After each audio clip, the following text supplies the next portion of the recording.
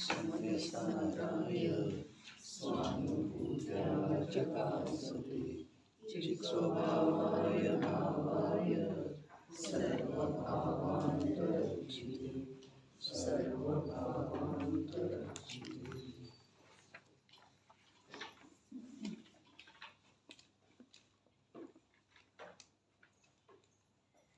ಸಮಯಸಾರ ಪರಮಾನಂದರಲ್ಲಿ ಆಚಾರ್ಯ ಶ್ರೀ ಅಮೃತಚಂದ್ರ ದೇವ ವಿರಚಿತ ಆತ್ಮಖ್ಯಾತಿ ಟೀಕೆಯ ಮಧ್ಯದೊಳಗೆ ಉದಿಸಿ ಬಂದಿರುವಂಥ ಅಮೃತಮಯ ಕಲಶಗಳ ಮೇಲೆ ರಾಜಮಲ್ಜಿ ಪಾಂಡೆಯವರು ಬರೆದಿರುವ ಬಾಲಬೋಧಿನಿ ಟೀಕೆಯ ಸ್ವಾಧ್ಯಾಯ ನಡೆದಿದೆ. ನಿರ್ಜರ ಅಧಿಕಾರದ ಪಂಚಮ ಕಲಶಿದೆ. सम्यक् दृष्टिः स्वयमयमहं जातु बन्धो न मे स्यात् मृत्युत्थानोत्पुलकवदना रागिणो व्याचरन्तु आलम्बन्तां समिति परतां ते यतो यापि पापा आत्मानात्मा भगवमिरः सन्ति सम्यक् परित्ता. ಮತ್ತೆ ಹೇಗಿದ್ದಾರೆ? ಉತ್ಥಾನೋತ್ಪುಲಕವದನಃ, ಅಭಿಮಾನದಿಂದ ಉನ್ನತವಾದ ಉಬ್ಬಿ ರೋಮಾಂಚಿತವಾದ ಮುಖವುಳ್ಳವರಿದ್ದಾರೆ. ಅಪಿ ಅಥವಾ ಹೇಗಿದ್ದಾರೆ? ಸಮಿತಿ ಪರತಾಂ ಆಲಂಬತಾಂ, ಮೌನವಾಗಿರುವುದು ಅಥವಾ ಕಮ್ಮಿ ಮಾತನಾಡುವುದು ಅಥವಾ ತನ್ನನ್ನು ಹೀನನನ್ನಾಗಿಸುತ್ತ ಮಾತನಾಡುವುದು, ಇವುಗಳ ಸಮಾನವಾದ ಸಾವಧಾನತೆಯನ್ನು ಅವಲಂಬನೆ ಮಾಡುತ್ತಾರೆ. ಇದ ಮಾಯಾಚಾರ ಇದ್ದರೆ. ಧರ್ಮಾತ್ಮ ಜೀವ ಕಮ್ಮಿ ಮಾತಾಡ್ತಾನೆ, ಧರ್ಮಾತ್ಮ ಜೀವ ಮೌನ ಇರ್ತಾನೆ, ಧರ್ಮಾತ್ಮ ಜೀವ ಆ ಅರ್ಹಂತ ಸಿದ್ಧರ ಎದುರಿಗೆ, ಗಣಧರರಂಥ ಆಚಾರ್ಯರ ಎದುರಿಗೆ ತನ್ನನ್ನು ಅತ್ಯಂತ ಹೀನಂಥೇಳಿ ತಿಳಿತಾನೆ. ಅವರ ಅಂತರಂಗದ ಪರಮ ಪವಿತ್ರತೆ ಅಥವಾ ಪೂರ್ಣತೆ ಅಥವಾ ಅವರ ಜ್ಞಾನದ ಅಧಿಕ ವಿಕಾಸ ಇವುಗಳ ಎದುರಿಗೆ ತನ್ನನ್ನು ಹೀನ ಅಂಥೇಳಿ ಪ್ರತಿಪಾದನೆ ಮಾಡ್ತಾನೆ. ಅದನ್ನು ನೋಡಿ ಈತ ಕೂಡ ಆ ವಚನದ ಸಮಿತಿಯ ಪಾಲನೆ ಮಾಡ್ತಾನೆ ಸಾವಧಾನಪೂರ್ವಕರೇ. ಒಂದು ಮಾತ. ಮತ್ತಿನ್ನು ಕಾಯದ್ದು ಕೂಡ ಅದೇ ಪ್ರಕಾರ. ವಚನದ ಎಲ್ಲೇ ಸಾವಧಾನತೆ ಇದೆ ಅಲ್ಲಿ ಕಾಯದ್ದಂತೂ ಮೊದಲೇ ಇರ್ತಿದ್ದಾರೆ. ಉಪವಾಸ ಮಾಡೋದ, ಒಂದೇ ಆಸನದೊಳಗೆ ಕುಳಿತುಕೊಳ್ಳೋದ, ಇದು ಧರ್ಮಾತ್ಮನ ಜೀವನದೊಳಗೆ ಸ್ವಾಭಾವಿಕವಾಗಿರ್ತಿದೆಯಲ್ಲ. ಕಾಯದ ಚೇಷ್ಟೆಯ ವಿಸ್ತಾರ ಎಷ್ಟು ಕಮ್ಮಿ ಆಗ್ತಿದೆಯೋ ಅಷ್ಟು ಚಿತ್ತದ ಏಕಾಗ್ರತೆಗೆ ಅನುಕೂಲ ಆಗ್ತಿದೆ ಅವನಿಗೆ, ಧರ್ಮಾತ್ಮನಿಗೆ. ವಚನದ ಯಾವ ಚೇಷ್ಟೆಯ ವಿಸ್ತಾರ ಎಷ್ಟು ಕಮ್ಮಿ ಆಗ್ತಿದೆಯೋ ಅಷ್ಟು ಅವನಿಗೆ ಚಿತ್ತದ ಏಕಾಗ್ರತೆಗೆ ಅನುಕೂಲ ಆಗ್ತಿದೆ. ಇನ್ನೊಂದು ಇದನ್ನು ವಿರುದ್ಧವಾಗಿ ಹೇಳಿದ್ರೆ ಅವನ ಚಿತ್ತದ ಏಕಾಗ್ರತೆಯಲ್ಲಿನ ತತ್ಪರ ಇರುವುದರಿಂದ ಇವುಗಳ ಚೇಷ್ಟೆ ತನ್ನಷ್ಟಕ್ಕೆ ತಾನೇ ಕಮ್ಮಿ ಆಗಿರ್ತಿದೆ. ಆ ಬಾಹ್ಯದ ಲಕ್ಷಣವನ್ನು ನೋಡಿ ಈತ ಕೂಡ ಹಾಗೆ ಸಾವಧಾನಪೂರ್ವಕವಾಗಿ ಮಾಡ್ತಾನ್ರಿ ವಚನ ಸಮಿತಿ ಮತ್ತು ಕಾಯ ಸಮಿತಿ. ಆದ್ರೆ ಇಲ್ಲೇನು ಇದೆಯಲ್ಲ ಮನಸ್ಸಿಂದ, ಆ ಮನಸ್ಸಿನೊಳಗ ಒಂದು ವೇಳೆ ಮೂರದವಲ್ಲ, ಕಾಯ, ವಚನ ಮತ್ತು ಮನಸ್ಸ. ಮನಸ್ಸಿನೊಳಗ ಒಂದು ವೇಳೆ ಶುಭದ ವಿಕಲ್ಪ ಇರಲೂಬಹುದಾಗಿದೆ. ಅವನಿಗೂ ಮಿಥ್ಯಾದೃಷ್ಟಿ ಜೀವನಿಗೂ ಕೂಡ ಶುಭದ ವಿಕಲ್ಪವನ್ನೇ ಮಾಡ್ತಾ ಆಗಮದ ಆಧಾರದಿಂದ ಆಗಮದಲ್ಲಿ ಬಂದಿರುವಂಥ ಪರಿಭಾಷೆಗಳ ವಿಕಲ್ಪವನ್ನೇ ಮಾಡ್ತಾ ತನ್ನನ್ನು ತಾನು ಧರ್ಮಾತ್ಮ ಅಂಥೇಳಿ ಮನ್ನಿಸ್ತಾನ್ರಿ. ನೋಡ್ರಿ, ಈ ಪ್ರಕಾರ ಈ ಜೀವ ತನ್ನನ್ನು ತಾನು ವಂಚಿಸಿಕೊಳ್ಳುತ್ತಾ ಅನಂತ ಅನಂತ ಅನಂತ ಮನುಷ್ಯ ಭವಗಳನ್ನು ನಿರರ್ಥಕ ಮಾಡಿದ್ದಾನೆ. ತನ್ನನ್ನು ತಾನು ವಂಚಿಸ್ತಾನೆ. ಅರ್ಥಾತ್ ಬಾಹ್ಯದ ಕ್ರಿಯೆಯನ್ನು, ಬಾಹ್ಯದ ಧರ್ಮಾತ್ಮನ ಪ್ರವೃತ್ತಿಯನ್ನು ಇಂದ್ರಿಯ ಗೋಚರ ಕಾಯಚೇಷ್ಟೆ ಮತ್ತು ವಚನದ ವಿಕಲ್ಪ ಅಥವಾ ವಚನದ ಪ್ರವೃತ್ತಿ ಇವುಗಳನ್ನು ಕಂಡು ಆ ಪ್ರಕಾರ ತನ್ನಲ್ಲೇ ಕೂಡ ಅಳವಡಿಸಿಕೊಂಡು ತನ್ನನ್ನು ಧರ್ಮಾತ್ಮ ಇಂದ್ರಿಯ ಸುಖ ಭೋಗಿಸಿದರನು ಕೂಡ ತನಗೆ ಬಂಧ ಆಗುವುದಿಲ್ಲ. ಆತ್ಮ ತ್ರಿಕಾಲದಲ್ಲೂ ಅಬಂಧ ಸ್ವಭಾವಿ ಇದ್ದಾನೆ. ಈ ಪ್ರಕಾರ ಅವನು ಮನ್ನಿಸ್ತಾನೆ. ನಾವು ಸಮ್ಯಕ್ ದೃಷ್ಟಿ ಇದ್ದೇವೆ. ನಾನು ಕೂಡ ಸಮ್ಯಕ್ ದೃಷ್ಟಿ ಇದ್ದೇನೆ ಅನ್ನುವ ಅಭಿಪ್ರಾಯ ಅನ್ನುವ ವಚನದ ಯಾವ ವಾಚ್ಯ ಭಾವ ಇದೆಯೋ ಆ ವಾಚ್ಯ ಭಾವ ನಿಜವಾಗಿ ಸಮ್ಯಕ್ ದೃಷ್ಟಿಗೆ ಇರುವುದೇ ಇಲ್ಲ. ನಾನು ಸಮ್ಯಕ್ ದೃಷ್ಟಿ ಇದ್ದೇನೆ ಅನ್ನುವ ಭಾವ ಸಮ್ಯಕ್ ದೃಷ್ಟಿಗಿರುವುದಿಲ್ಲ. ನಾನು ಮುನಿ ಇದ್ದೇನೆ, ನಾನು ಶ್ರಾವಕ ಇದ್ದೇನೆ ಅನ್ನುವ ಭಾವ ಸಮ್ಯಕ್ ದೃಷ್ಟಿಗೆ ಇರುವುದಿಲ್ಲ. ಯಾಕೆ ಅಂತಂದ್ರೆ ಮುನಿ ಅಂತಂದ್ರೆ ವಸ್ತ್ರ ಮನೆಯ ತ್ಯಾಗಲ್ಲ, ಶ್ರಾವಕ ಅಂತಂದ್ರೆ ಪಂಚ ಅಣುವ್ರತದ ಪರಿಪಾಲನೆ ಅಲ್ಲ. ಸಮ್ಯಕ್ ದೃಷ್ಟಿ ಅಂತಂದ್ರೆ ವೀತರಾಗ ದೇವನನ್ನ ಹೊರತುಪಡಿಸಿ ಬೇರೆ ದೇವರುಗಳ ಆರಾಧನೆ ಮಾಡದೇ ಇರುವುದು ಮಾತ್ರ ಅಲ್ಲ. ಆದರೆ ಇವು ಅವುಗಳನ್ನೇ ಏನು ತಿಳಿತಾನೆ? ಧರ್ಮ ಅಂತೇಳಿ ತಿಳಿತಾನೆ. ಸಮ್ಯಕ್ ದೃಷ್ಟಿಯ ವ್ಯಾಖ್ಯಾ ಆಗಮದಲ್ಲಿ ಕೂಡ ಎರಡು ಪ್ರಕಾರದ್ದು ಬರ್ತಿದೆಯಲ್ಲ.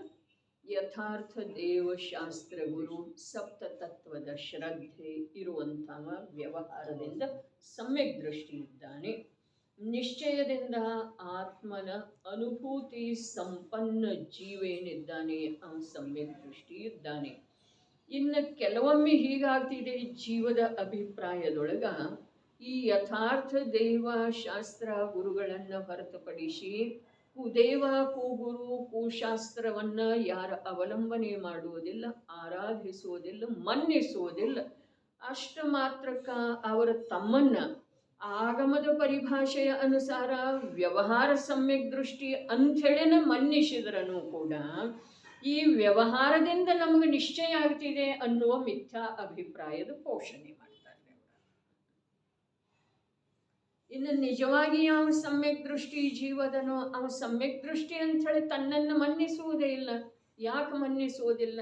ಅರೆ, ಸಮ್ಯಕ್ ದರ್ಶನದ ಲಕ್ಷಣನ ಧ್ರುವ ದ್ರವ್ಯದ ಸ್ವೀಕಾರ ಇದೆಯೇ ವಿನಃ ಶುದ್ಧ ಪರ್ಯಾಯದ ಸ್ವೀಕಾರ ಇಲ್ಲ. ತನ್ನನ್ನ ಶುದ್ಧ ಪರ್ಯಾಯ ರೂಪದಿಂದ ಯಾವ ಸ್ವೀಕಾರ ಮಾಡ್ತಾನೋ ಅವನ ಸಮ್ಯಕ್ ದೃಷ್ಟಿ ಅಲ್ಲ. ಅವನಲ್ಲೇ ಶುದ್ಧ ಪರ್ಯಾಯ ಇದೆ, ಆತ್ಮನ ಅನುಭೂತಿ ಇದೆ, ಶುದ್ಧ ಪರಿಣತಿ ಇದೆ. ಶ್ರದ್ಧೆ ಮತ್ತು ಜ್ಞಾನದ ಅಪೇಕ್ಷೆಯಿಂದ ನೋಡಿದ್ರ ಅವನಲ್ಲಿ ಯಾವ ನ್ಯಾಯಕ ತತ್ವ, ಅರೂಪಿ ಚಿದಾನಂದಮಯ ತತ್ವ, ಅಸಂಖ್ಯ ಪ್ರದೇಶಿ ತತ್ವ ಇದೆಯೋ ಅದನ್ನು ನಾನು ಅಂಥೇಳಿ ಅವ ತಿಳಿದಿರ್ತಾನೆ. ಅದೇ ಪ್ರಕಾರದಿಂದ ಅವನ ಜ್ಞಾನ ವರ್ತಿಸ್ತಾ ಇರ್ತಿದೆ. ಅದನ್ನು ಹೊರತುಪಡಿಸಿ ಅನ್ಯ ರಾಗ ಮೊದಲಾದ ವಿಕಲ್ಪಗಳಿಂದ ಸಮಸ್ತ ವಿಶ್ವ ಏನಿದೆ ಅದೆಲ್ಲವನ್ನು ಪರ ಅಂಥೇಳಿ ತಿಳಿದಿರ್ತಾನೆ. ತಿಳಿಯುವ ರೂಪದ ಪರಿಣಾಮನ ನಡೆದಿರ್ತಿದೆ. ಆದ್ರೆ ನನ್ನ ಜ್ಞಾನದೊಳಗೆ ಯಥಾರ್ಥತೆ ಇದೆ, ನನ್ನ ದೃಷ್ಟಿ ಯಥಾರ್ಥ ಇದೆ, ನನ್ನ ಶ್ರದ್ಧೆ ಯಥಾರ್ಥ ಇದೆ. ಈ ಪ್ರಕಾರ ಅವ ಯಾವತ್ತೂ ತಿಳಿಯುವುದಿಲ್ಲ. ಇದಕ್ಕೆ ಕಾರಣ ಏನ ಅಂತಂದ್ರೆ ಭೇದ ರೂಪದಿಂದ ಸ್ವವಸ್ತುವಿನ ಗ್ರಹಣ ಮಾಡುವುದ ಇದು ಸಮ್ಯಕ್ ದೃಷ್ಟಿಯ ಲಕ್ಷಣವೇ ಅಲ್ಲ. ಅಭೇದ ತತ್ವವನ್ನ ಯಾವ ತಾನು ಅಂಥೇಳಿ ಗ್ರಹಣ ಮಾಡಿದನೋ, ಅರೆ ಭೇದ ರೂಪದ ವಿಕಲ್ಪ ಒಂದು ವೇಳೆ ಸಾಧನೆಯ ಸಲುವಾಗಿ, ಸಾಧನಾದ ಪ್ರಯೋಜನ ಸಾಧಿಸುವ ಸಲುವಾಗಿ ಅವನಲ್ಲೇನೋ ಬಂದರನು ಕೂಡ ಆ ವಿಕಲ್ಪ ಮಾತ್ರ ತನ್ನನ್ನು ಅವ ಯಾವಾಗೂ ತಿಳಿಯುವುದಿಲ್ಲ. ಅಭೇದ ವಸ್ತುವಿನ, ಅಖಂಡ ವಸ್ತುವಿನ, ತ್ರಿಕಾಲಿ ವಸ್ತುವಿನ ಅಭೇದ ಅಂಥೇಳಿ ಏನು ಹೇಳಿತು? ಅದು ಶ್ರದ್ಧೆ, ಜ್ಞಾನ ಮೊದಲಾದ ಅನಂತ ಗುಣಗಳಲ್ಲಿ ಅಭೇದತೆ. ಅಖಂಡ ಏನು ಹೇಳಿತು?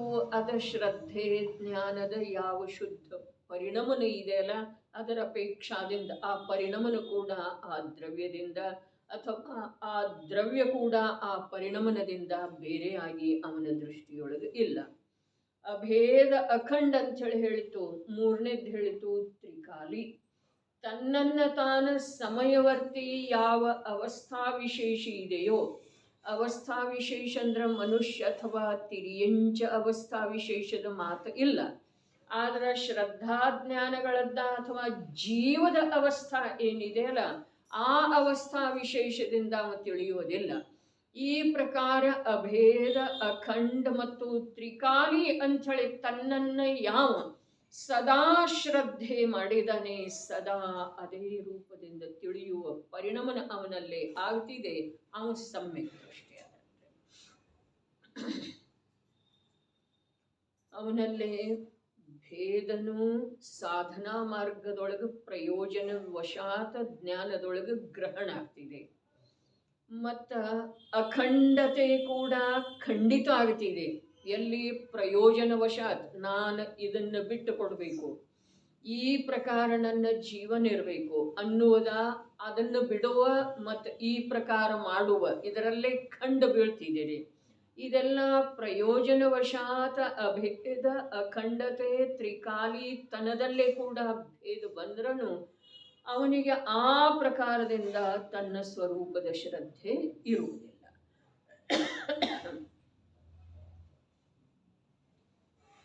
ಅರ್ಥಾತ್ ಇಲ್ಲೇನು ಹೇಳಿದ್ರಲ್ಲ, ನಾವು ಸಮ್ಯಕ್ ದೃಷ್ಟಿ ಇದ್ದೇವೆ. ಈ ಪ್ರಕಾರ ಸಮ್ಯಕ್ ದೃಷ್ಟಿ ಜೀವ ಯಾವಾಗೂ ತಿಳ್ಕೊಳ್ಳೋದಿಲ್ಲ.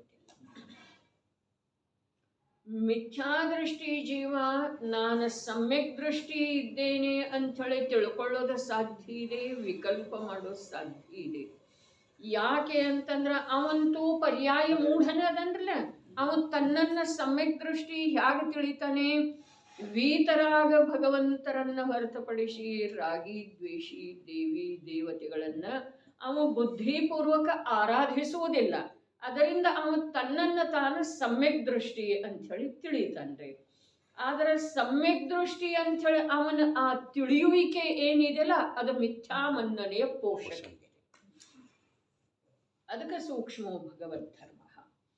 ಹಾಗಾದ್ರೆ ನಮ್ಮಲ್ಲೇ ಅವಂದು ಹೇಳಿತು ಅದು ಸರಿ ಹೋಯ್ತ್ರಿ. ಯಾವಂದೋ ನಮ್ಮಲ್ಲೇ ಈ ಪ್ರಕಾರ ಧರ್ಮದ ಸಣ್ಣ ಸಣ್ಣ ಕಾರ್ಯಗಳನ್ನ ಮಾಡಿ ಅಂತರಂಗದೊಳಗೆ ಪ್ರಮೋದಿತ ಆಗುವ ಮಾತು ಬೇರೆ ಇದೆ ರೀ, ಪ್ರಮೋದ ಬರುವ ಮಾತು ಬೇರೆ ಇದೆ.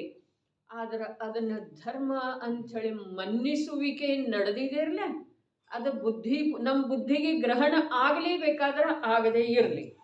ಆದ ಅಭಿಪ್ರಾಯದೊಳಗೆ ಏನಿದೆ ಅಲ್ಲಿ ಮಿಥ್ಯಾತ್ವದ ಪೋಷಣೆ ನಡೆದಿದೆ. ಹಾಗಾದ್ರೆ ಮಿಥ್ಯಾತ್ವದ ಪೋಷಣೆ ನಡೀತಾ ನಡೀತಾ ಮಿಥ್ಯಾತ್ವದ ಛೇದ ಹೇಗಾಗುವುದ? ಇದು ಪ್ರಶ್ನೆ ಇದೆ ಅಲ್ಲ. ಎಲ್ಲೆಲ್ಲಿ ಧರ್ಮಾನುಕೂಲ ಪ್ರವೃತ್ತಿ ಇದೆ, ಜ್ಞಾನವನ್ನ ತತ್ವದ ಅಭ್ಯಾಸದೊಳಗೆ ತೊಡಗಿಸಿದ್ದ ಇದೆ, ಅಲ್ಲಿ ಪ್ರಮೋದ ಆಗೋದು ಸ್ವಾಭಾವಿಕ ಇದೆ. ಪ್ರಮೋದದ ಜೊತೆಗೆ ಇದು ಧರ್ಮ ಅನ್ನುವ ಮನ್ನನೆ ಅಭಿಪ್ರಾಯದೊಳಗೆ ಇದೆ ಅಂಥೇಳಿ ಹೇಳಿತು. ಅದು ಏನಿದೆ, ಅದು ಮಿಥ್ಯಾತ್ವದ ಪೋಷಕ ಇದೆ. ಹಾಗಾದ್ರೆ ಈ ಕಾರ್ಯಗಳಲ್ಲೇನ ಮಿಥ್ಯಾತ್ವದ ಪೋಷಣೆ ಆಗ್ತಿತ್ತು ಅಂತಂದ್ರೆ ಮಿಥ್ಯಾತ್ವದ ಛೇದ ಯಾವುದರಿಂದ ಆಗೋದ? ಮಿಥ್ಯಾತ್ವದ ನಾಶ, ಮಿಥ್ಯಾತ್ವವನ್ನು ತುಂಡರಿಸೋದು ಹೇಗೆ ಸಾಧ್ಯ ಅಂಥೇಳಿ ನಮ್ಮಲ್ಲೇ ಒಂದು ವೇಳೆ ಪ್ರಶ್ನೆ ಮೂಡಿ ಬಂತು ಅಂತಂದ್ರೆ, ಬಂದಿದೇನ್ರಿ?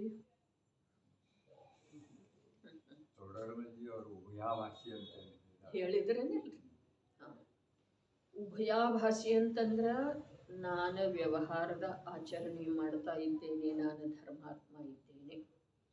ನಾನು ಆಗಮದಲ್ಲಿ ನಿಶ್ಚಯದಿಂದ ಯಾವ ವಸ್ತುವಿನ ಸ್ವರೂಪದ ಪ್ರತಿಪಾದನೆ ಇದೆಯೋ ಆ ಪ್ರಕಾರ ನಾನು ಸ್ವವಸ್ತುವಿನ ಸಿದ್ಧ ಸಮಾನ ಅಂಥೇಳಿ ಮನ್ನಿಸಿದ್ದೇನೆ. ಈ ಪ್ರಕಾರದ ಉಭಯ ಆಭಾಸ ಅವನಲ್ಲಿ ಇದೆ, ಅದು ಮಿಥ್ಯಾತ್ವ ಇದೆ. ಅದೇ ರೀ ಇಲ್ಲಿ ನೋಡ್ರಿ, ಉಭಯಾಭಾಸದ ಬಗ್ಗೆ ಒಮ್ಮೆ ಅಪ್ಪಾಜಿ ಪ್ರವಚನದೊಳಗೆ ಹೇಳಿದ್ದಾರೆ. ಒಮ್ಮೆ ನಿಶ್ಚಯಾಭಾಷಿ, ಒಮ್ಮೆ ವ್ಯವಹಾರಾಭಾಷಿ. ಉಭಯಾಭಾಷೆದ ವ್ಯಾಖ್ಯಾ ಏನು ಹೇಳಿದ್ರು?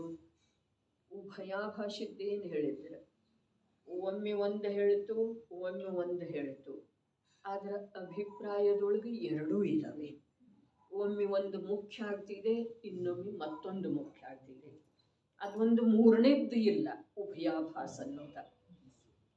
ಅನ್ನೋದ್ರದ್ದು ಸ್ಪಷ್ಟೀಕರಣ ಬಹಳ ವಿಶದವಾಗಿ ಅರ್ಥಾತ್ ವಿಸ್ತಾರವಾಗಿ ಮಾಡಿದರೆ ಯಾವಾಗಾದರೂ ಕೇಳಲಿಕ್ಕೆ ಅದು ಯಾವ ನಂಬರ್ದು ಕ್ಯಾಸೆಟ್ದೊಳಗಿದೆ ಅನ್ನೋದೇನು ನನಗೆ ಗೊತ್ತಿಲ್ಲ. ಆದ್ರೆ ಅಲ್ಲಿ ಅವರ ನಿಮ್ಮದು ದೃಷ್ಟಾಂತನೂ ಕೊಟ್ಟಿದ್ದಾರೆ. ಈ ಗೌರಣ್ಣ ಬೇರೆ, ಈ ಗೌರಣ್ಣ ಬೇರೆ ದೃಷ್ಟಾಂತನೂ ಕೊಟ್ಟಿದ್ದಾರೆ. ಅಂದ್ರೆ ಈ ಗೌರಣ್ಣ ಬೇರೆ, ಈ ಗೌರಣ್ಣ ಬೇರೆ ಅನ್ನೋದ ಅಭಿಪ್ರಾಯದೊಳಗೆ ಸ್ವೀಕೃತ ಇದೆ. ಒಮ್ಮೆ ಈ ಗೌರಣ್ಣವ್ರನ್ನ ಮುಖ್ಯ ಮಾಡಿ ಕಥನ ಆಗ್ತಿದೆ, ಒಮ್ಮೆ ಈ ಗೌರಣ್ಣವ್ರನ್ನ ಮುಖ್ಯ ಮಾಡಿ ಕಥನ ಆಗ್ತಿದೆ. ಹಾಗಾದ್ರೆ ಉಭಯಾಭಾಸಿ ಅನ್ನುವಂಥ ಮೂರನೇದ ಇಲ್ಲ ಅನ್ನೋದ್ರದ್ದು ಸಿದ್ಧಿ ಮಾಡಿದ್ದಾರೆ, ಅದರದ್ದು ಸ್ಪಷ್ಟೀಕರಣ ಮಾಡಿದ್ರು. ಅಂದ್ರೆ ನಮ್ಮಲ್ಲೇ ಅಂತರಂಗದೊಳಗ ಎರಡೂ ಪ್ರಕಾರದ ಆಭಾಸ ರೂಪದಿಂದ ಕಾರ್ಯ ಮಾಡುವಂಥ ಮಿಥ್ಯಾ ಮನ್ನಣೆ ಇದೆ. ಒಮ್ಮೆ ಒಂದರದ ಮುಖ್ಯತೆ ಆಗ್ತಿದೆ, ಒಮ್ಮೆ ಒಂದರದ ಮುಖ್ಯತೆ. ಯಾವ ಪ್ರಕಾರ ಎರಡೂ ಕಾಲಗಳಲ್ಲಿ ನಡೆಯುವಂಥ ಸಾಮರ್ಥ್ಯದಾಗ ಒಂದೊಮ್ಮೆ ಮುಂದಾಗ್ತಿದೆ, ಇನ್ನೊಮ್ಮೆ ಮತ್ತೊಮ್ಮೆ ಮುಂದಾಗ್ತಿದೆ. ಅದನ್ನೇನು ಅವ್ರು ಹೇಳಿರಲಿಲ್ಲ, ಈಗ ನಾನು ಹೇಳಿದೆ.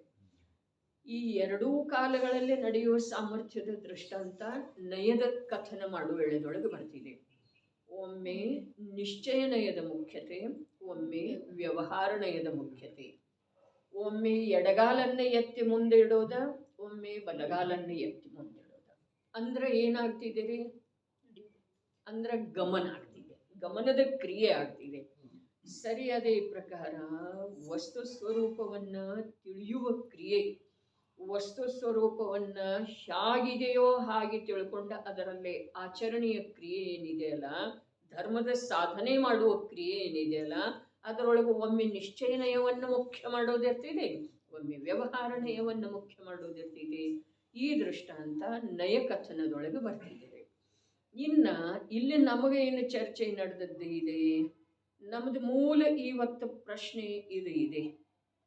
ಅರೆ, ಧರ್ಮದ ಆಚರಣೆ ಮಾಡ್ತಾ ಇರುವುದೊಳಗೆ ವೀತರಾಗ ದೇವನನ್ನು ಹೊರತುಪಡಿಸಿ ಅನ್ಯ ದೇವನ ಶ್ರದ್ಧೆ ಇಲ್ಲ. ದೇವರೂಪದಿಂದ ಅನ್ಯ ರಾಗಿ ದ್ವೇಷಿ ದೇವಿ ದೇವತೆಗಳನ್ನ ಆರಾಧಿಸುವ ಪ್ರಶ್ನೆ ಇಲ್ಲ. ಈ ಪ್ರಕಾರ ನಮ್ಮ ಜೀವನದೊಳಗ ದೇವನ ಕುರಿತು ಯಾವ ಶ್ರದ್ಧೆ ಮತ್ತು ಆಚರಣೆ ಇದೆಯಲ್ಲ, ಆ ಶ್ರದ್ಧೆ ಮತ್ತು ಆಚರಣೆಯೊಳಗ ಅನೇಕ ಬಾರಿ ಪ್ರಮೋದದ ಭಾವ ಬರ್ತಿದೆ. ಓಹೋ, ನನ್ನ ದೇವ ಇಂಥ ಇದ್ದಾನೆ, ಎಂಥ ಮೂರು ಲೋಕ ಮೂರು ಕಾಲ ಎಲ್ಲ ಜ್ಞಾನದ ಕನ್ನಡಿಯೊಳಗ ಪ್ರತಿಫಲಿತ ಆದ್ರೂ ಕೂಡ ಮೂರು ಲೋಕದ ಯಾವ ಪದಾರ್ಥದ ಕುರಿತು ಯಾವುದೇ ಪ್ರಕಾರದ ಜ್ಞಾತೃತ್ವ ಭಾವವನ್ನು ಹೊರತುಪಡಿಸಿ ಅನ್ಯ ವಿಕೃತ ಭಾವ ಉತ್ಪನ್ನ ಆಗುವುದಿಲ್ಲ. ಧನ್ಯ ಇದೆ ಈ ದೇವನನ್ನ ಆರಾಧಿಸುವಂಥ, ನಮಸ್ಕರಿಸುವಂಥ, ಪೂಜಿಸುವಂಥ, ಕೀರ್ತನೆ ಗುಣಗಾನ ಮಾಡುವಂಥ ಭಾಗ್ಯ ನನಗೇನು ಸಿಕ್ಕಿದೆ. ಆ ಭಾಗ್ಯದ ಎದುರಿಗೆ ಉಳಿದದ್ದೆಲ್ಲ ತುಚ್ಛಿಸಿ. ಈ ಪ್ರಕಾರ ನಮಗೆ ಮಿಥ್ಯಾದೃಷ್ಟಿಗೆ ಭಾವ ಬರೋ ಸಾಧ್ಯತೆಯೇನಿಲ್ರಿ? ಬರ್ತಿದೆ. ಹಾಗಾದ್ರೆ ಅಲ್ಲಿ ಪ್ರಮೋದ ಆಗ್ತಿದೆ, ಪ್ರಮೋದ ಇರ್ತಿದೇನಿಲ್ರಿ? ಮನಸ್ಸು ಪ್ರಫುಲ್ಲಿತ ಅರಳಿದ್ದೆ ಇರ್ತಿದೇನಿಲ್ಲ? ಇರ್ತಿದೆ. ಹಾಗಾದ್ರೆ ಹೀಗಿರೋ ವೇಳೆದೊಳಗೂ ಕೂಡ ಇದು ಧರ್ಮ, ನಾನು ಈ ವೀತರಾಗ ದೇವನನ್ನ ಆರಾಧಿಸ್ತಾ ಇರುವಂಥ ಈ ಸನ್ನಿವೇಶ ಏನಿದೆ, ಇದು ಪ್ರತ್ಯಕ್ಷ ಧರ್ಮ ಇದೆ. ಅದೇನು ಒಳಗಡೆ ಪ್ರಮೋದದ ಭಾವ ಆಗ್ತಿದೆಯಲ್ಲ, ಅದನ್ನ ಧರ್ಮ ಅಂಥೇಳಿ ಮನ್ನಿಸಿದ ಅಂತಂದ್ರೆ ಮಿಥ್ಯಾತ್ವದ ಪೋಷಣೆ ಆಗ್ತಿದೇನಿಲ್ರಿ? ಆಗ್ತಿದೆ. ಹಾಗಾದ್ರೆ ಹೀಗಿರುವ ವೇಳೆದೊಳಗೂ ವೀತರಾಗ ಭಗವಂತನನ್ನೇ ಆರಾಧಿಸುವ, ಪೂಜಿಸುವ, ಭಜಿಸುವ ಕಾರ್ಯದೊಳಗ ನಾವು ಶ್ರದ್ಧಾಚಾರಿತ್ರದ ಅಪೇಕ್ಷಾದಿಂದ ಅತ್ಯಂತ ಪ್ರಾಮಾಣಿಕವಾಗಿ ವರ್ತಿಸ್ತಾ ಇರುವ ವೇಳೆದೊಳಗೂ ಕೂಡ ನಮಗೆ ಮಿಥ್ಯಾತ್ವದ ಛೇದದ ಅವಕಾಶ ಇಲ್ಲ, ಮಿಥ್ಯಾತ್ವದ ಪೋಷಣೆ ಆಗ್ತಿದೆ ಅಂತಂದ್ರೆ ಏನು ಮಾಡೋದ? ಅನ್ಯ ಉಪಾಯ ಏನಿದೆ? ಈ ಪ್ರಕಾರದ ಪ್ರಶ್ನೆ ಒಂದು ವೇಳೆ ತಮ್ಮದಿತ್ತು, ನಂದಿದ್ದೀರಿ. ಹಾಗಾದ್ರೆ ಈ ಪ್ರಶ್ನೆಗೆ ಉತ್ತರ ಏನಿದೆ? ಈ ಪ್ರಶ್ನೆಗೆ ಉತ್ತರ ಸ್ಪಷ್ಟ ರೂಪದಿಂದ ಇದುವೇ ಇದೆ. ಸರಿ, ಇದು ಧರ್ಮ ಇದೆ ಅನ್ನುವಂಥ ಮನ್ನಣೆಯನ್ನ ಅಲ್ಲಿ ಒಳಗೆ ಪ್ರವೇಶ ಮಾಡನಗೊಡುವುದಿಲ್ರಿ. ಜ್ಞಾನದ್ದನ ಕಾರ್ಯ ಇಷ್ಟು ಸಶಕ್ತ ಮತ್ತು ಜ್ಞಾನದ ಭೂಮಿಕಾ ಇಷ್ಟು ಭದ್ರ ಆಗಬೇಕಲ್ಲ. ಅಲ್ಲಿ ಮಿಥ್ಯಾತ್ವ ಒಳಗಿದೆ, ಬೀಜ ಇದೆ, ಆದ್ರೂ ಕೂಡ ಅದು ಮೊಳೆತ ಮೇಲೆ ಬರಬಾರ್ದು. ಆ ಪ್ರಕಾರ ಜ್ಞಾನದ ಭೂಮಿಕೆ ಇಷ್ಟು ಭದ್ರ ಆಗಬೇಕಲ್ಲ. ಯಾವುದರ ಸಲುವಾಗಿ? ದೇವನನ್ನು ಪೂಜಿಸುವ, ಭಜಿಸುವ, ಆರಾಧಿಸುವ, ದೇವನ ಆ ಜಿನೇಂದ್ರ ಪ್ರಭುವಿನ ಸರ್ವಾಂಗದಿಂದ ಹೊರಟಿರುವಂಥ ಈ ಜಿನಶ್ರುತ ಸಿದ್ಧಾಂತ ಶಾಸ್ತ್ರ, ಇದರ ಅಭ್ಯಾಸ ಮಾಡುವ ವೇಳೆದೊಳಗ ಆ ಮಿಥ್ಯಾತ್ವದ ಬೀಜ ಚಿಗುರೊಡೆದ ಮೇಲೆ ಬರದೇ ಇರುವ ಹಾಗೆ ಜ್ಞಾನದೊಳಗ ಉತ್ತರೋತ್ತರ ದೃಢತೆ ದೃಢತೆ ದೃಢತೆ ದೃಢತೆ. ಯಾವುದರ ಕುರಿತಾಗಿ? ದೇವನ ಸ್ವರೂಪದ ಕುರಿತಾಗಿ, ದೇವ ದರ್ಶಿಸ್ತಾ ಇರುವಂಥ ನಿಜ ಸ್ವರೂಪದ ಕುರಿತಾಗಲಿ, ಆತ್ಮನ ವರ್ಣನೆ ಮತ್ತು ವಿಭಾವ ಸ್ವಭಾವಗಳ ಅತ್ಯಂತ ಭಿನ್ನತೆ ಆಗಮದಲ್ಲಿ ಯಾವ ಪ್ರಕಾರ ನಿರೂಪಿಸಲ್ಪಟ್ಟಿದೆಯೋ ಆ ಪ್ರಕಾರ ತಿಳಿಯುವ, ಗ್ರಹಣ ಮಾಡುವ. ಅರೆ, ಸ್ವಭಾವ ಹೀಗಿದೆ, ಹೀಗಿದೆ, ಹೀಗಿದೆ, ಹೀಗಿದೆ. ಈ ವಿಭಾವ ಈ ಸ್ವಭಾವದಿಂದ ಅತ್ಯಂತ ಭಿನ್ನಿದೆ. ಯಾವುದು ಜೀವದಿಂದ ಭಿನ್ನಿದೆಯೋ ಅದು ಪುದ್ಗಲವೇ ಇದೆ. ಯಾವುದು ಪುದ್ಗಲ ಇದೆಯೋ ಅದರಿಂದ ಜೀವಕ್ಕೆ ಯಾವುದೇ ಪ್ರಕಾರದ ಲಾಭ ಆಗೋ ಸಾಧ್ಯ ಇಲ್ಲ. ಈ ಪ್ರಕಾರ ತಾತ್ವಿಕವಾಗಿ ವಿಚಾರದೊಳಗ ನಮ್ಮ ಜ್ಞಾನವನ್ನು ದೃಢಪಡಿಸ್ತಾ ಹೋದರ ಆ ಮಿಥ್ಯಾತ್ವದ ಬೀಜ ಮೊಳೆತ ಮೇಲಂತೂ ಬರೋದನ್ನೇ ಇಲ್ಲ. ಆದ್ರೆ ಆ ಬೀಜ ತನ್ನ ಸತ್ವವನ್ನು ಕಳ್ಕೊಂಡು ಹೋಗ್ಬೇಕ್ರಿ. ಇದನ್ನೇ ಅನಂತ ಜ್ಞಾನಿಗಳು ಮಾಡಿದ್ದಾರೆ ಅಂತ ಹೇಳಿ ನನ್ನ ಚಿಂತನೆ ಇದೆ ರೀ. ತಮಗೆ ಹಾಗಬೇಕು, ಹಾಗೆ ತಾವು ವಿಚಾರ ಮಾಡೋದ್ರಿ. ನಂಬೋದು ಮಾತಿಲ್ಲ, ವಿಚಾರ ಮಾಡೋದು. ಅರೆ, ಒಂದು ಜ್ಞಾನದ ಅಭ್ಯಾಸದಿಂದನ ಮಿಥ್ಯಾತ್ವವನ್ನ ಕ್ಷೀಣ ಮಾಡಬಹುದಾಗಿದೆ. ಒಂದು ಜ್ಞಾನದ ಅಭ್ಯಾಸದಿಂದನ ಅತತ್ವ ಶ್ರದ್ಧೆಯನ್ನ ಬೆಳೆಯದೇ ಇರುವ ಹಾಗೆ ತುಂಡರಿಸೋದು ಅಥವಾ ದಬಾಯಿಸಿ ಇಡೋದೇ ಇದೆ ರೀ. ನೋಡ್ರಿ, ಒಂದು ಸಲ ಅದರದ ಶಕ್ತಿಯನ್ನ ಕ್ಷೀಣ ಮಾಡುವಲ್ಲಿ ಅಥವಾ ಅದರ ಶಕ್ತಿ ನಶಿಸಿ ಹೋಗುವಲ್ಲಿ ಈ ಜ್ಞಾನದ ಕಾರ್ಯ ಆಯಿತು ಅಂತಂದ್ರ ಅದು ಇರಲಿಲ್ಲ ಒಳಗಡೆ ಏನ ಮಿಥ್ಯಾತ್ವ. ಅರೆ, ಮಿಥ್ಯಾತ್ವನ ಮುಂದೆ ಚಾರಿತ್ರ ಮೋಹ ರೂಪದಿಂದ ಅದು ಬರ್ತಿದೆ ಹೊರಗಡೆ. ಆದ್ರೆ ಆ ಚಾರಿತ್ರ ಮೋಹದೊಳಗ ಈ ದರ್ಶನ ಮೋಹ ಮಾಡುವಂಥ ಕಾರ್ಯ ಮಾಡುವ ಶಕ್ತಿನೇ ಇರೋದಿಲ್ರಿ. ಅದಕ್ಕೆ ಪುರುಷಾರ್ಥ ಸಿದ್ಧಿ ಉಪಾಯದೊಳಗೆ ವಿಷಯ ಬಂದದ್ದೇ ಇದೆ. ಏನ ಸಮ್ಯಕ್ತ್ವದ ಶತ್ರು ಯಾವುದರ ಇದೆ ಅಂತಂದ್ರೆ ಮಿಥ್ಯಾತ್ವ ಮತ್ತು ಅನಂತಾನುಬಂಧಿ. ಅರೆ, ಅನಂತಾನುಬಂಧಿಯನ್ನು ಕೂಡ ಜ್ಞಾನದ ಬಲದಿಂದ ಯಾವ ಕ್ರೋಧ ಇದೆ, ಯಾವ ಲೋಭ ಇದೆ, ಯಾವ ಮಾಯಾಚಾರ ಇದೆ. ಅರೆ, ವ್ಯಕ್ತಿಗೆ ಸಂಬಂಧಿಸಿದ್ದಿರಬಹುದು, ವ್ಯಕ್ತಿಗೆ ವಸ್ತುವಿನ ಕುರಿತಾಗಿ ಇರಬಹುದು, ವಸ್ತುವಿನ ಅವಸ್ಥಾ ವಿಶೇಷಕ್ಕೆ ಸಂಬಂಧಿಸಿದ್ದೇ ಇರಬಹುದು. ಅದು ಲೋಭನೇ ಇರಬಹುದು, ಕ್ರೋಧವೇ ಇರಬಹುದು. ವ್ಯಕ್ತಿಯ ಕುರಿತಾಗಿ ವ್ಯಕ್ತಿಯಲ್ಲಿ ಲೋಭ ಇದೆ ರೀ. ವ್ಯಕ್ತಿಯ ಕುರಿತಾಗಿ ವಸ್ತುವಿನ ಕುರಿತಾಗಿ ವ್ಯಕ್ತಿಯಲ್ಲೇ ಲೋಭ ಇದೆ ರೀ. ವಸ್ತುವಿನ ಅವಸ್ಥೆಯ ಕುರಿತಾಗಿ ವ್ಯಕ್ತಿಯಲ್ಲೇ ಲೋಭ ಇದೆ ರೀ. ಇದೇನಿಲ್ರಿ.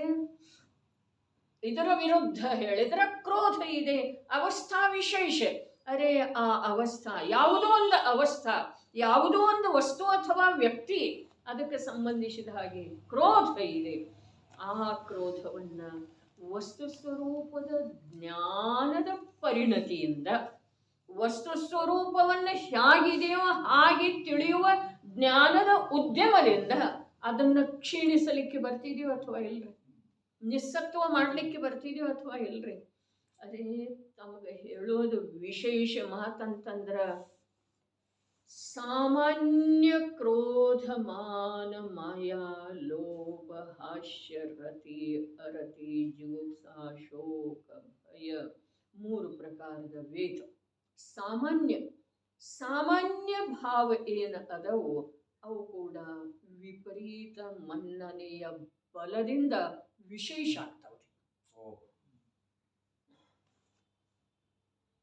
ಅದೇ ಹೇಳಿದ್ರಿ ಸುದೃಷ್ಟಿ ತರಂಗಿನಿಯೊಳಗೆ ಪ್ರಶ್ನೆ ಬಂತಲ್ಲ, ಯಾವ ಭಾವದಿಂದ ಯಾವ ಕರ್ಮದ ಬಂಧ, ಏನು ಮಾಡುವುದರಿಂದ ಯಾವ ಕರ್ಮದ ಬಂಧ ಆಗ್ತಿದೆ. ಏನು ಮಾಡುವುದರಿಂದ ಯಾವ ಗತಿಯ ಪ್ರಾಪ್ತಿ ಆಗ್ತಿದೆ. ಅರೆ ಮನುಷ್ಯರು ಮಾತಾಡ್ತಾ ಇರೋ ವೇಳೆದೊಳಗ, ಈರುವರು ಮಾತಾಡ್ತಾ ಇರೋ ವೇಳೆದೊಳಗ ಇನ್ನೋರ್ವ ಮೂಗು ತುರಿಸಿಕೊಂಡು ನೀ ಸುಮ್ಮಂಥೇಳಿ ಹೇಳಿದ್ರೂ ಕೂಡ ಮಧ್ಯೆ ಮಾತಾಡ್ತಾನಲ್ಲ, ಅವನಿಗೆ ನಾಯಿಯ ಗತಿ ಬಂದ ಹಾಕ್ತಿದೆ.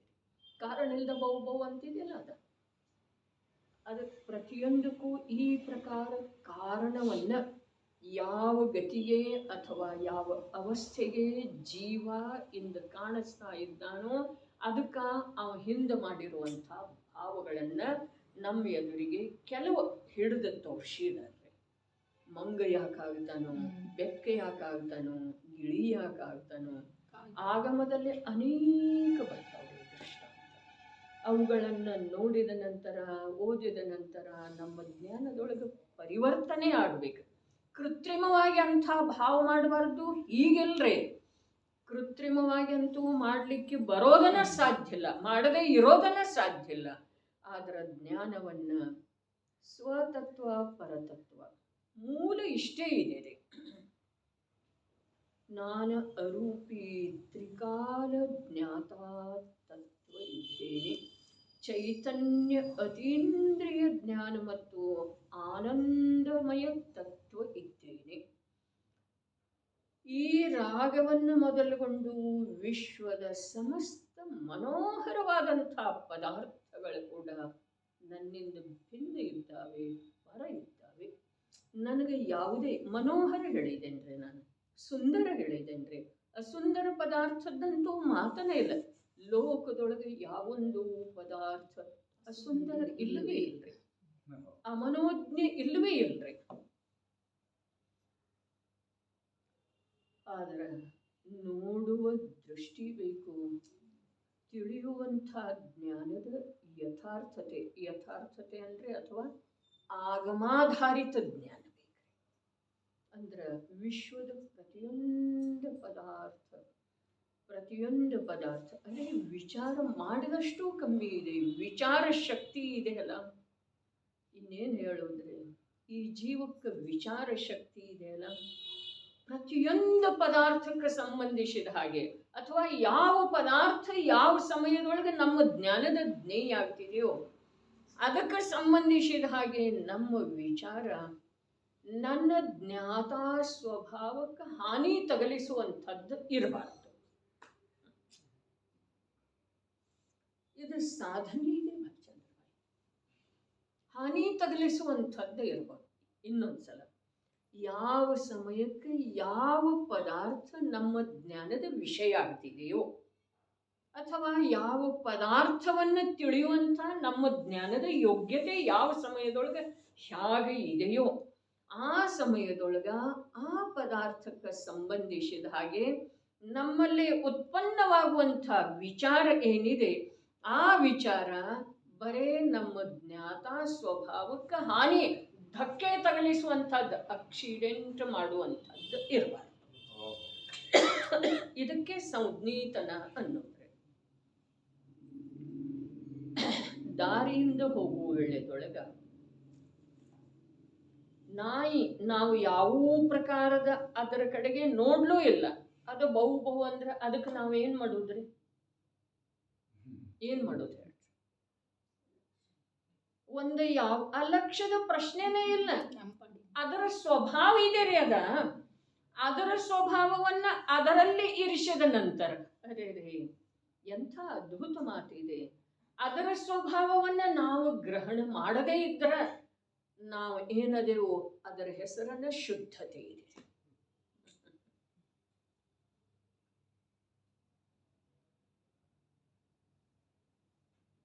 ಬಹಳ ಸುಲಭ ಇದೆ ಸುಖದ ಮಾರ್ಗ.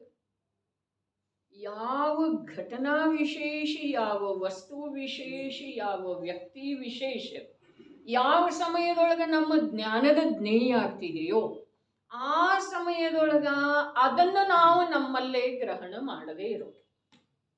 ಸರ್ವಜ್ಞ ಪ್ರಭು ಏನ್ ಮಾಡ್ತಾರೆ? ಅಡೇ 3 ಲೋಕ 3 ಕಾಲೆಲ್ಲ ಅವ್ರ ಜ್ಞಾನದ ವಿಷಯ ಆಗ್ತಾ ಇದೆ. ಅವರಿಗಂತೂ ಇಂಥ ವ್ಯವಸ್ಥೆ ಇಲ್ಲ.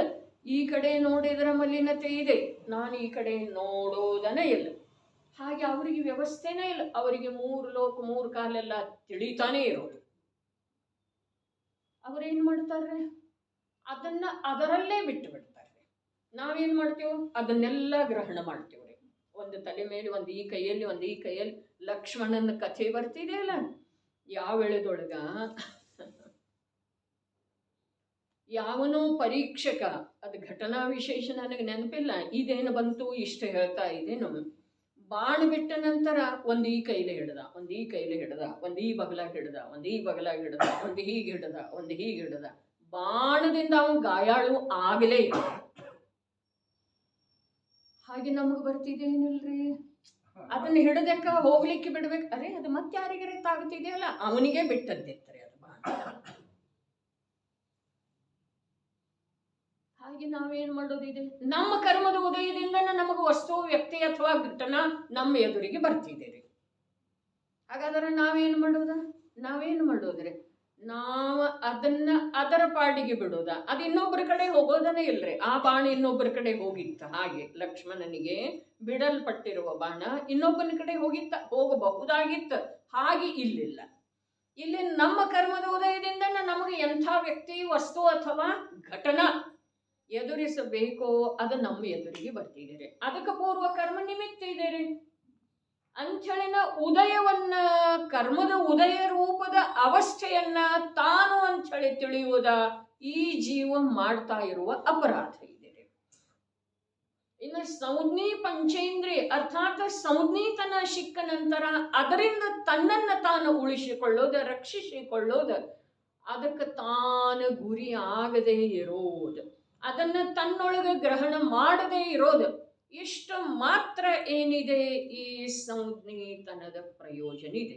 ಅದಕ್ಕೆ ಹೇಳ್ತು, ಯಾವ ಘಟನಾ, ವ್ಯಕ್ತಿ ಅಥವಾ ವಸ್ತು ಜ್ಞಾನದ ಜ್ಞೇಯ ಆಗ್ತಿದೆಯೋ ಆ ಸಮಯದೊಳಗ ಆ ಜ್ಞಾನ ಅದನ್ನ ತನ್ನಲ್ಲೇ ಗ್ರಹಣ ಮಾಡದೆ ಇರುವ ಸಲುವಾಗಿ ಸಂಜ್ಞಿತನ ಸಿಕ್ಕದ್ದು ಇದೆ.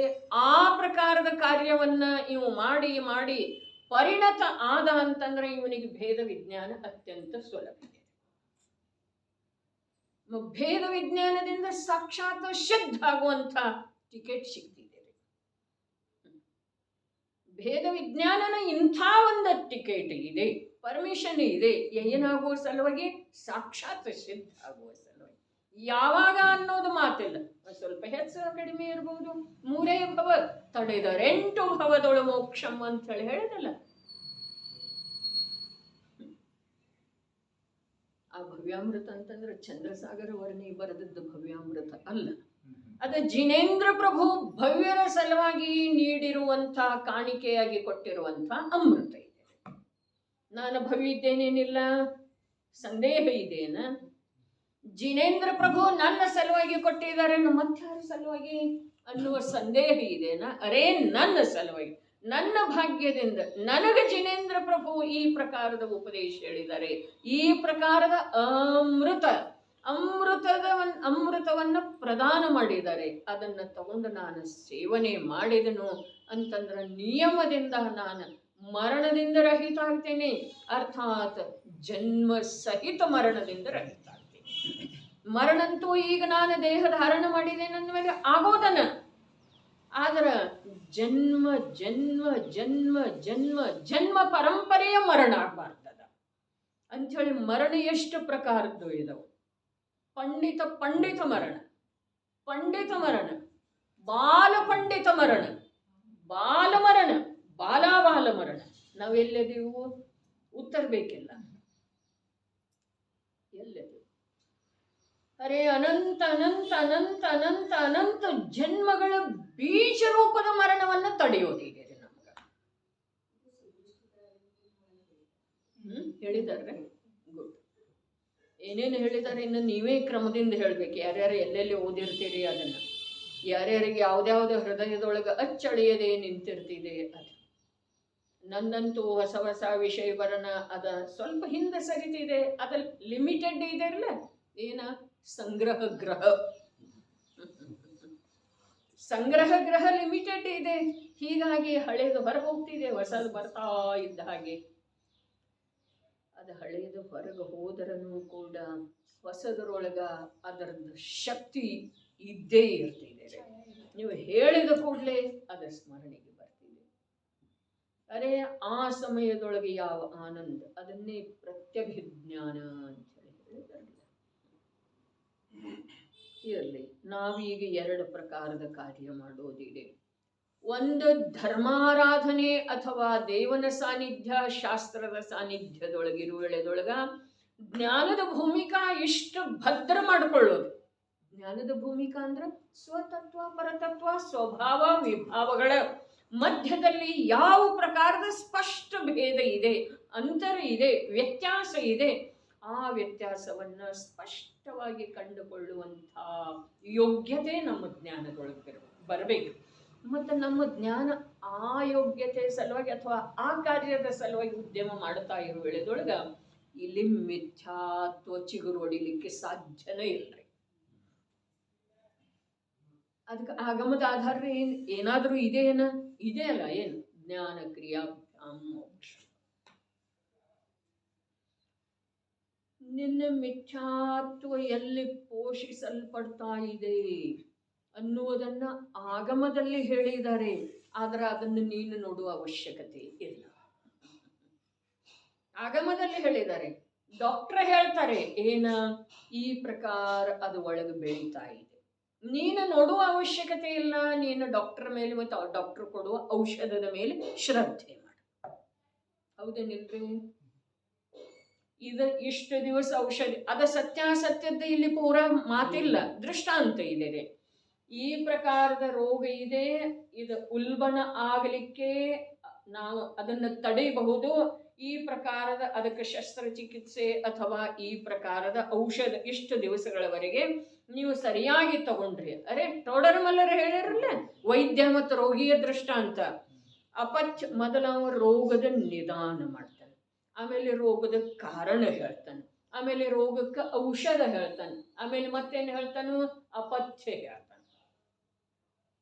ಅದನ್ನು ಸರಿಯಾಗಿ ನೀನು ತಿಳಿದಿ ಅಂತಂದ್ರೆ ನೀನು ರೋಗ ಮುಕ್ತ ಆಗ್ತಿ. ಬರೀ ತಿಳಿಯೋದಿದೇನ? ಔಷಧ ಗ್ರಹಣ ಮಾಡಲೇಬೇಕು ಮತ್ತು ಅಪಥ್ಯದ ಸೇವನೆಯನ್ನು ಬಿಡ್ಲಿಕ್ಕೂ ಬೇಕು. ಹಾಗಾದ್ರೆ ಇಲ್ಲಿ ಅಪಥ್ಯದ ಸೇವನೆ ಇದೆ, ಪರಪದಾರ್ಥಕ್ಕೆ ಸಂಬಂಧಿಸಿದ ಹಾಗೆ ತೀವ್ರ ಆಗಬೇಡ್ನಿ. ಅದು ಇನ್ನೂ ಅಲ್ಲೇ ಇರುವಳದೊಳಗೆ ನೀ ಇಲ್ಲಿ ಸಿಡಿದೇಳಬೇಡ. ವಚನದಲ್ಲಿ ನಯ ಇರಲಿ, ಕಾಯದ ಪ್ರವೃತ್ತಿಯೊಳಗೆ ನಯ ಇರಲಿ, ಬೇಕೆನ್ಬೇಡ್ರಿ. ಅದರಿಂದ ಏನಾಗ್ತಿದೆ?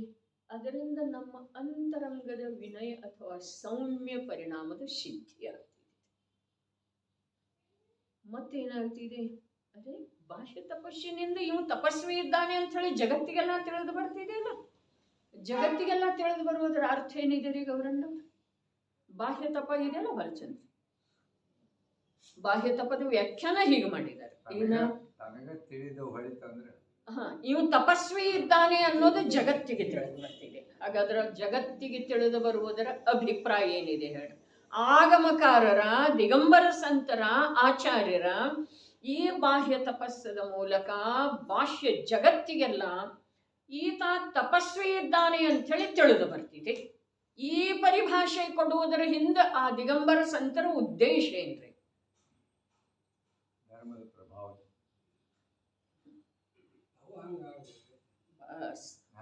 ಎರಡೂ ಉತ್ತರ ಸರಿ, ಒಂದೇ ಇರವ್ರಿ.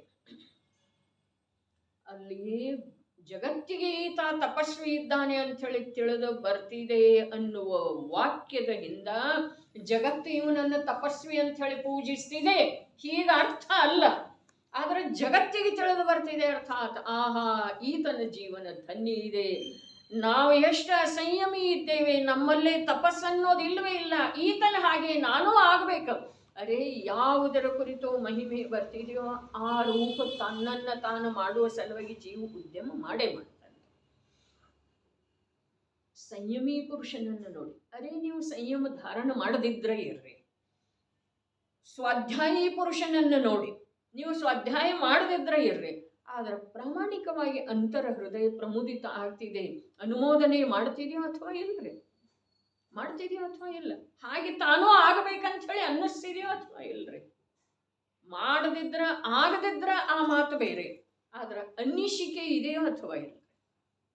ಅಂದ್ರೆ ಸತತ ಅರ್ಹಂತ ಸಿದ್ಧರ ಆಚಾರ್ಯ ಉಪಾಧ್ಯಾಯ ಸಾಧು ರೂಪದ ಪರಮ ಇಷ್ಟ ಯಾರ ಅವರ ಸಾಧಕ ಮತ್ತು ಸಾಧನೆಯ ಮೂಲಕ ಸಾಧ್ಯದ ಸಿದ್ಧಿ ಮಾಡಿಕೊಂಡಿದ್ದಾರೋ ಆ ಪಂಚಪ್ರಭುಗಳನ್ನ ಸತತ ಬುದ್ಧಿಯೊಳಗೆ ಧಾರಣ ಮಾಡಿದರ ನಮಗೆ ಹಾಗೆ ಆಗುವಂಥ ಉದ್ದೇಶ ನಿಯಮದಿಂದ ಕ್ರಮದಿಂದ ಈಡೇರ್ತಿದೆ. ಆದರ್ಶ ಎಂಥದ್ದು ಇದೆಯೋ ದೃಷ್ಟಿ ಎದುರಿಗೆ ಅದಕ್ಕೆ ಅನುರೂಪವಾದ ಪ್ರವೃತ್ತಿ ಅಜ್ಞಾನಿ ಜೀವದಲ್ಲಿ ಕೂಡ ಇರ್ತಿದೆ. ದೃಷ್ಟಿ ಎದರೆ ಯಾವ ವ್ಯಕ್ತಿ ಆದರ್ಶ ಅಂತ ಹೇಳಿ ಸ್ವೀಕಾರ ಮಾಡ್ತಾನಲ್ಲ, ಯಾವನ ದೃಷ್ಟಿಯೊಳಗೆ ಯಾವ ಆದರ್ಶ ಪುರುಷನಾಗಿ ಕಾಣಿಸ್ತಾನೋ ಹಾಗೆ ಆಗುವ ಉದ್ಯಮ ಬುದ್ಧಿಪೂರ್ವಕ ಅಬುದ್ಧಿಪೂರ್ವಕ ಅವನಲ್ಲೇ ಇರ್ತಿದೀವ ಅಥವಾ ಇಲ್ರಿ? ಇದ್ದೇ ಇರ್ತಿದೆ. ಹಾಗಾದ್ರೆ ನಿರಂತರ ಏನು ಬೇಕು? ಅರುಹ ಸಿದ್ಧ ಹಿರಿಯ ಉಜ್ಜಾಯ ಸಾಹು ಪಂಚ ಪರಮೇಟ್ಟಿ ದೇವಿಹು ಜಿಟ್ಟದಿ ಆದೆ ತಮ್ಮ ಆದಾಪುಮೇ ಶರಣ ತಮ್ಮ ಆದಾಪುಮೇ. ಅವರನ್ನ ನೋಡುವುದರಿಂದ ಓಹೋ ಅವರೆಲ್ಲ ತಮ್ಮ ಸ್ವಭಾವದಲ್ಲಿ ಉದ್ಯಮಶೀಲಿದ್ದಾರೆ, ತಮ್ಮ ಆತ್ಮ ಸ್ವಭಾವದಲ್ಲಿ ಆತ್ಮನಲ್ಲಿ ಅಂತರ್ನಿಮಗ್ನ ಇದ್ದಾರೆ. ಹಾಗಾದರೆ ನನಗೆ ಕೂಡ ಒಬ್ಬ ಆತ್ಮನೇ ಆಶ್ರಯ. ಆದಾಹುಮೇ ಶರಣಂ, ಆತ್ಮನೇ ನನಗೆ ಶರಣಂ. ಯಾರನ್ನ ಮೂರು ಲೋಕದೊಳಗೆ ಶ್ರೇಷ್ಠ ಪುರುಷರು ಕೂಡ ಪೂಜಿಸ್ತಾರೋ, ಮೋಕ್ಷ ಪಾಹುಡದೊಳಗೆ ಬರ್ತಿದ್ದಾರೆ. ಮೂರು ಲೋಕದ ಶ್ರೇಷ್ಠ ಪುರುಷರು ಕೂಡ ಯಾರನ್ನ ಪೂಜಿಸ್ತಾರೋ ಅವರು ಯಾವ ಆತ್ಮನಲ್ಲೇ ನಿಮಗ್ನಿದ್ದಾರೋ ಆ ಆತ್ಮ ನನಗೆ ಆಶ್ರಯ. ಚಕ್ರವರ್ತಿ, ಬಲಭದ್ರ, ಇಂದ್ರ, ಅಹಮಿಂದ್ರ ಯಾರನ್ನ ಪೂಜಿಸ್ತಾರೆ? ಪಂಚಪ್ರಭುಗಳನ್ನ. ಹಾಗಾದ್ರೆ ಆ ಪಂಚಪ್ರಭುಗಳನ್ನ ಯಾಕೆ ಪೂಜಿಸ್ತಾರೋ ಅವರು ತಮ್ಮ ಆತ್ಮನಲ್ಲೇ ನಿಮಗ್ನದ.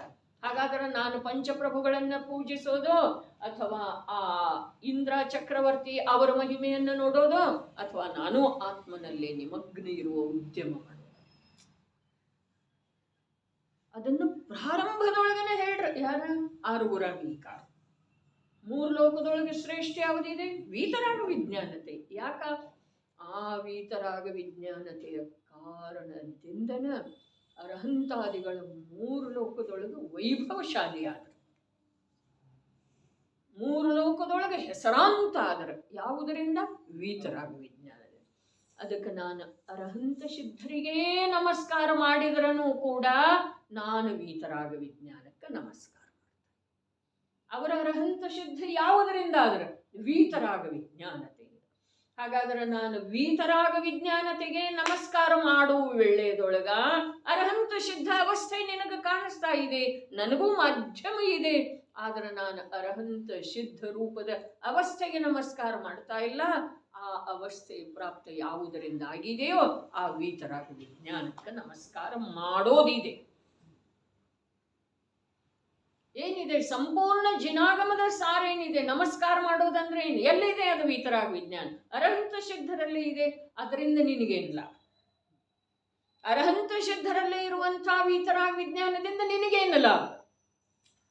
ಹಾಗಾದ್ರೆ ವೀತರಾಗತೆಗೆ ನಮಸ್ಕಾರ ಮಾಡ್ತೇನೆ, ಅರ್ಥಾತ್ ನನ್ನಲ್ಲೇ ವೀತರಾಗ ವಿಜ್ಞಾನತೆಯನ್ನು ಪ್ರಕಟಪಡಿಸಿಕೊಳ್ಳುವ ಸಲುವಾಗಿ ನಾನು ಆ ವೀತರಾಗ ವಿಜ್ಞಾನ ಮಯನಾದಂಥ ರಾಗದಿಂದ ಅಸ್ಪೃಷ್ಟ ದೇಹದಿಂದ ಅತ್ಯಂತ ಭಿನ್ನನಿರುವಂತಹ ನಿಜ ತತ್ವದ ಆರಾಧನೆ ಮಾಡ್ತೇನೆ. ಶ್ರದ್ಧೆಯೊಳಗೆ ನಿಜ ತತ್ವ, ಜ್ಞಾನದೊಳಗೆ ನಿಜ ತತ್ವ, ಜ್ಞಾತ ಜ್ಞಾತ ಜ್ಞಾತ ಜ್ಞಾತ ತತ್ವ, ಆಚರಣೆಯೊಳಗೆ ತಿನ್ನುವುದರೊಳಗೆ ಉಣ್ಣುವುದರೊಳಗೆ ವಿಶ್ರಮಿಸುವುದರೊಳಗೆ ನನಗೆ ಬರೇ ಜ್ಞಾತ ಜ್ಞಾತ ಜ್ಞಾತ ಸ್ವಭಾವದ ಅವಲಂಬನೆ ಇತ್ತು ಅಂತಂದ್ರೆ ವೀತರಾಗತೆ ನಿಯಮದಿಂದ ಪ್ರಕಟ ಆಗ್ತಿದ್ದೀರಿ.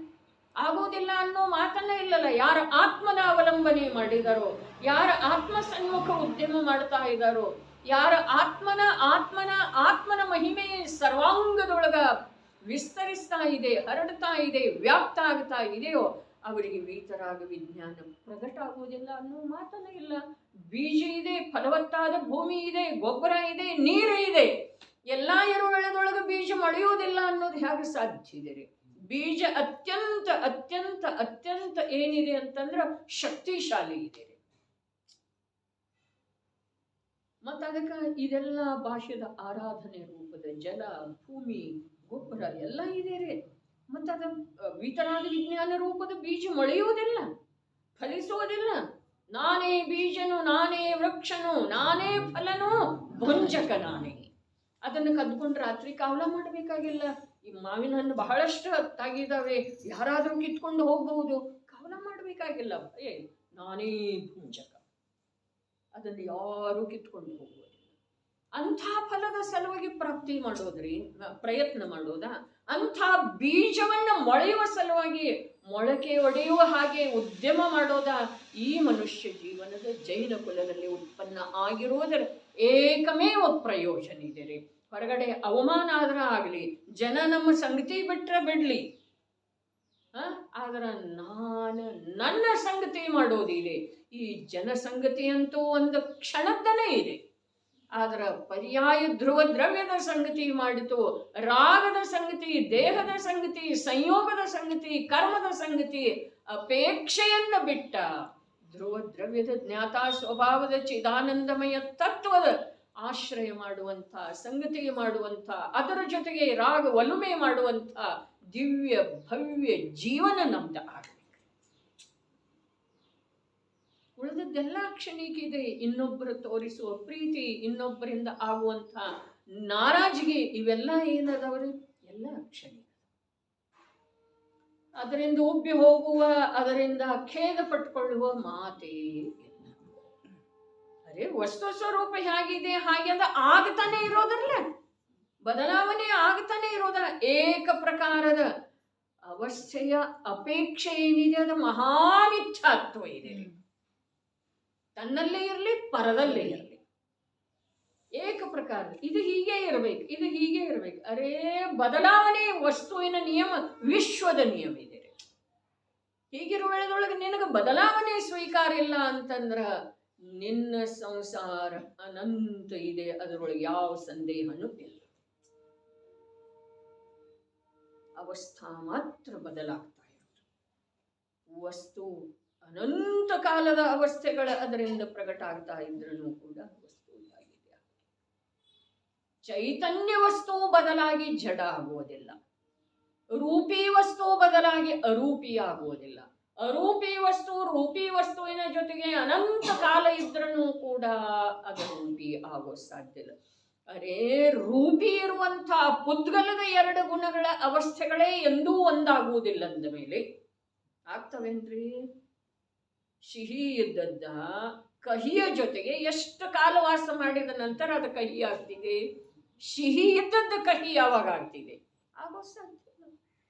ಹೀಗಿರುವಳದೊಳಗ ಜಡದ ಮಧ್ಯದೊಳಗ, ಕರ್ಮದ ಮಧ್ಯದೊಳಗ, ದೇಹದ ಮಧ್ಯದೊಳಗ, ರಾಗದ ಮಧ್ಯದೊಳಗ ಅನಂತ ಕಾಲ ಇದ್ರೂ ಕೂಡ ನಾನು ಕರ್ಮ ಆಗಲಿಲ್ಲ, ಜಡ ಆಗಲಿಲ್ಲ, ರಾಗ ಆಗಲಿಲ್ಲ, ಸಂಯೋಗಿ ಪದಾರ್ಥದ ಅನುಕೂಲ ನನ್ನ ಯಾವ ರೂಪ ಆಗಲೇ ಇಲ್ಲ. ಈ ಪ್ರಕಾರ ತತ್ವದ ಅಭ್ಯಾಸದೊಳಗೆ ತೊಡಗಿದೆವು ಅಂತಂದ್ರೆ ಮಿಥ್ಯಾತ್ವದ ಪೋಷಣೆ ನಿಂತು ಹೋಗ್ತಿದೆ, ಸಮ್ಯಕ್ ದರ್ಶನ ರತ್ನತ್ರಯಗಳ ಪ್ರಾಪ್ತಿ ಆಗ್ತದೆ.